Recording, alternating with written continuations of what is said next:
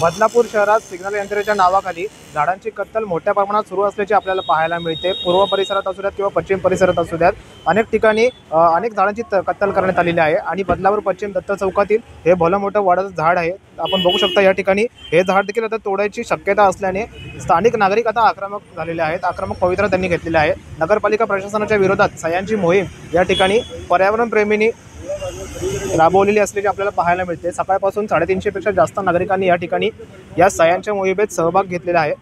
आणि आता देखील आपण बघू शकता अनेक नागरिक या ठिकाणी सह्या करून नगरपालिका प्रशासनाच्या विरोधात आपली भूमिका स्पष्ट करत आहेत।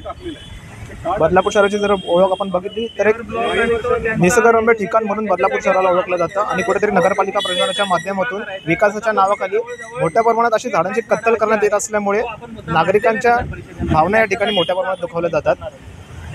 आपण बघू शकतो अनेक नागरिक सध्या उपस्थित आपल्यासोबत अधिक माहिती आपण जाणून घेणार आहोत।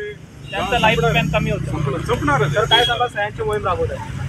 खूप चांगला प्रतिसाद मिळाला आज। आणि यात तुम्हा सर्व जे काही सोशल मीडिया आहे जो बदलापूरसाठी काम करतो त्या सर्वांचा मी आभारी आहे की त्यांनी जे काही बातमी केली त्याचा प्रतिसाद खूप चांगला मिळाला। लोक रिक्षात बसून स्वतःची गाडी घेऊन इथे आल्या, त्यांनी सह्या केल्या। थोडक्यात आता 400च्या वरती सह्या झालेल्या आहेत आणि तेवढेच हरकतीचे फॉर्मसुद्धा भरून झालेले आहेत इंडिव्हिज्युअली।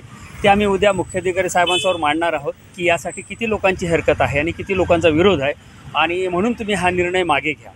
खरं तर हा वडाचं झाड तोडण्याची गरज नाही, काही चहूबाजूनी रस्ता आहे आणि इथे ओटा बांधला तर सिग्नल यंत्रणा उत्तम प्रकारे राबवता येते।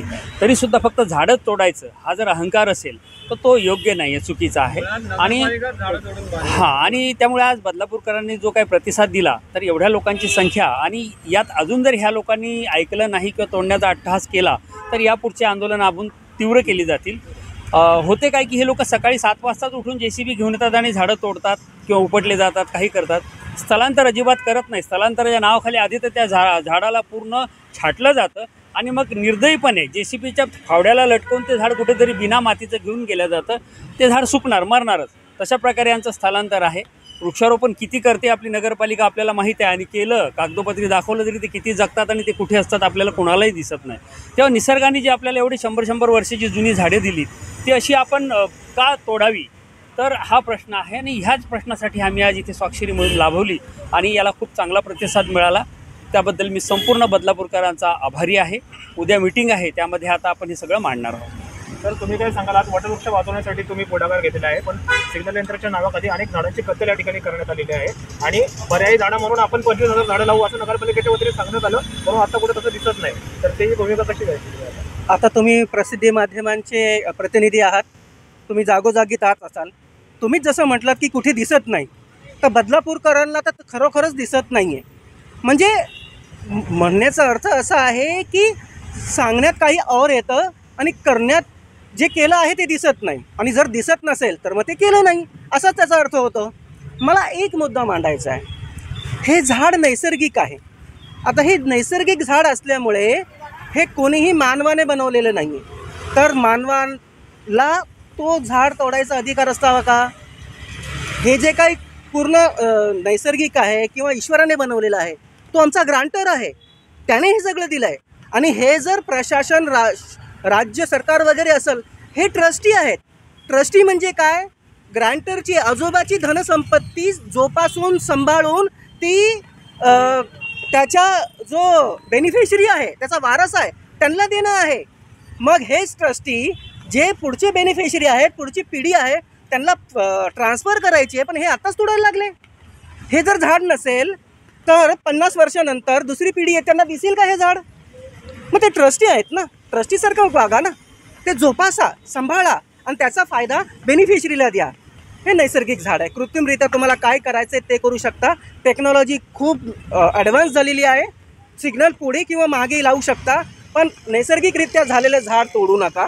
आणि असं जर होत असेल तर आज जशी सह्यांची मोहीम घेतली आणि तुम्ही सगळ्या प्रसिद्धी माध्यमांनी 7 तारखेपासून चालवलीत, लोकांचाही प्रतिसाद चांगला आहे, त्यांचे मेसेजेस मी स्वतःही वाचत होतो। तर तरीही जर हे मुख्याधिकारी साहेबांना जर सूचना नसेल, त्या अनुकूल असा त्यांनी प्रतिसाद दिला नसेल, तर ह्यापेक्षाही मोठं आंदोलन होऊ शकतं। हे तर फक्त स्वाक्षरी होतं मोहीम, पुढेही आम्ही आंदोलन जसं चिपको आंदोलन होतं. आम्ही सकाळी सर्व लोकांनी इथे साखळी केली होती या झाडाला, आणि आम्ही झाड तोडत नाही आहोत.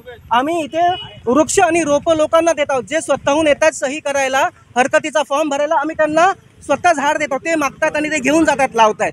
हे काम शासनाचं आहे. तो कृपया ह्या झाडाला वाचवा, हीच आमची कळकळीची विनंती. धन्यवाद सर संवाद साधल्याबद्दल. तरी सुद्धा झाडांची कत्तल सुरूच ठेवली तर पुढच्या वेळी काय असेल? आत्ता तरी आम्ही आंदोलन चालू केलं आहे. जर प्रशासन ऐकण्याच्या मूडमध्ये नसेलच तर प्रशासनाला त्यांची जागा दाखवण्याकरता एक तीव्र आंदोलन पुन्हा करावंच लागेल. मी तर हे पण म्हणेन की जर आम्हाला जर कळण्यात आलं की कधी जसं साहेबांनी आता सांगितल्याप्रमाणे कधी सकाळी वगैरे येतात आणि JCBने तोडून टाकतात, ही वेळ येऊन येणार नाही. आणि यावेळेस जर समजा JCB वगैरे आली तर ही गोष्ट निश्चित सांगतो, एक वेळ पडली तहामरण उपोषणाला बसण्याची पण तयारी ठेवणार. कारण बदलापूरचं हे दत्त चौकामध्ये शान आहे, वडाचं झाड. हे शानच नाही आहे तर आमचं दैवत आहे. आणि याच्यामुळे आपल्या आणि झाडांचं काय महत्त्व आहे तर मी तुम्हाला इथे सांगण्याची काही गरज आहे. प्रत्येकाला इथे उपस्थित असलेल्या प्रत्येकाला माहिती आहे. त्यामुळे मी एवढंच सांगतो, प्रशासनाला माझी विनंती करतो की हे झाड तोडण्याचे कटकार असताना आता तुम्ही सर्वांनी बंद केली पाहिजे.